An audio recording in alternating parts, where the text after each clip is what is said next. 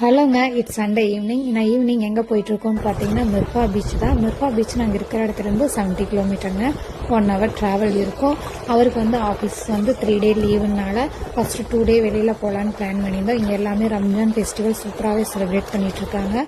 இந்த செலிப்ரேஷன் மட்டும்தான் long leave கிடைக்கும். துபாயில் சம்மர் கிளைமேட் ஸ்டார்ட் ஆயிடுச்சுங்க. ஈவினிங் தான் பீச் ரொம்பவே நல்லா இருக்குது. அங்கேயே நைட்டு 8:30 வரையில் டைம் ஸ்பெண்ட் பண்ணியாச்சு. கொண்டு போன ஸ்நாக்ஸ் எல்லாம் சாப்பிட்டுட்டு டின்னர் மட்டும் அவுட் சைடு வெளியில் சாப்பிட்டுக்கலாம் அப்படின்னு கிளம்பிட்டோம்.